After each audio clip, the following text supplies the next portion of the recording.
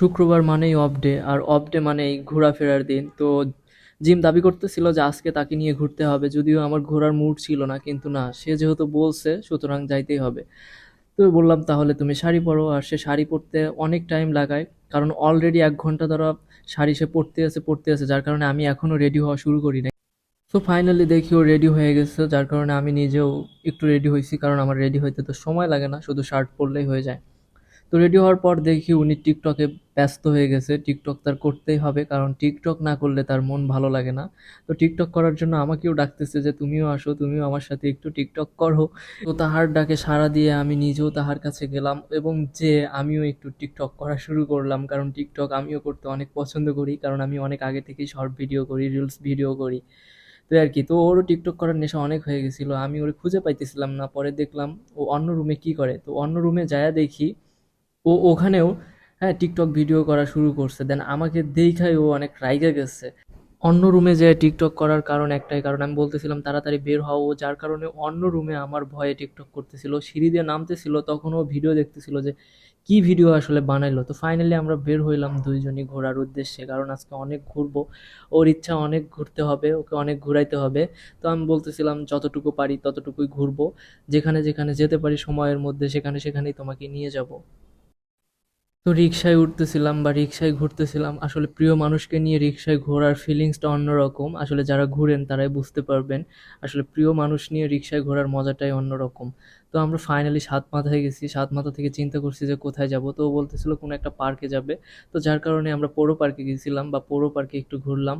আসলে পৌর পার্ক অনেক নিরিবিলি এবং শান্ত পরিবেশের জায়গা, আর এত ভালো লাগার মতো একটা জায়গা সেটা বলার মতো না। তো পৌর পার্কে যায় দেখি ওখানে কনসার্ট হইতেছে, তো ও বলতেছিল আমি গান শুনবো, আমি গান শুনবো, ছোট মানুষের মতো বাহানা শুরু করতেছিল, যার কারণে ওরে নিয়ে গান শুনাইলাম আগে, যে শোনো গান শোনো, তুমি আগে গান শোনো। তো গানগুলো অনেক ভালো লাগতেছিল, আমি নিজেও উপভোগ করতেছিলাম। তো গান শোনার পর চিন্তা করলাম একটু হাঁটাহাঁটি করি দুজন। তো আসলে এই নিরিবিলি পরিবেশে হাঁটাহাঁটি বা পাখির কিচিরমিচির ব্যাপারটা অন্যরকম, আসলে যারা বগুড়া থাকেন তারা বিষয়টা বুঝতে পারবেন। তো ও বলতেছিল আমার একটু ছবি উঠাইয়া দাও। হ্যাঁ, ও পোজ দিতেছিল, আমি ওরে ছবি উঠাইয়া দিতেছিলাম।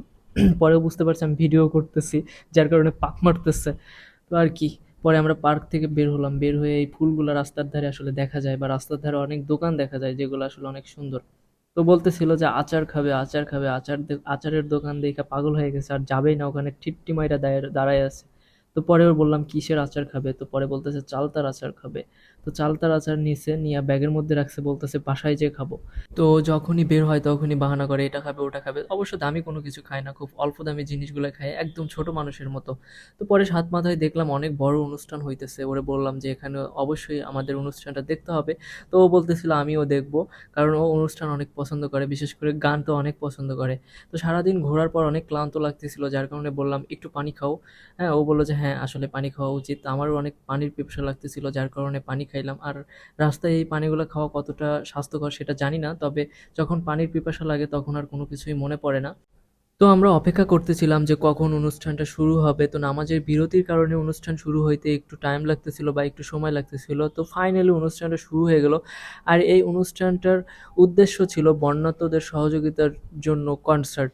এখানে বন্যার্তদের সহযোগিতার জন্য যে যা পারতেছিল সেটাই সহযোগিতা করতেছিল, বা আমাদের সবারই উচিত এই সময় দেশের ক্লান্তি লগ্নে বন্যার্তদের পাশে দাঁড়ানো, বা যে যতটুকু পারি সেইভাবেই সহযোগিতা করা, সেটা ঘর থেকে হোক বা যে হোক।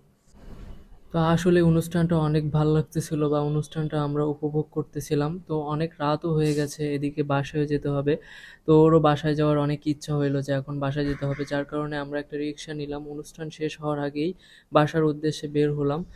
তো এই আর কি, তবে শেষমেশ একটা কথাই বলবো যে এই সময় আমাদের সবারই উচিত বন্যার্তদের পাশে দাঁড়ানো, বা যে যেভাবে পারি যেখান থেকে পারি ওইভাবেই সহযোগিতা করা, অল্প হোক বেশি হোক সহযোগিতার হাত বাড়িয়ে দেওয়া।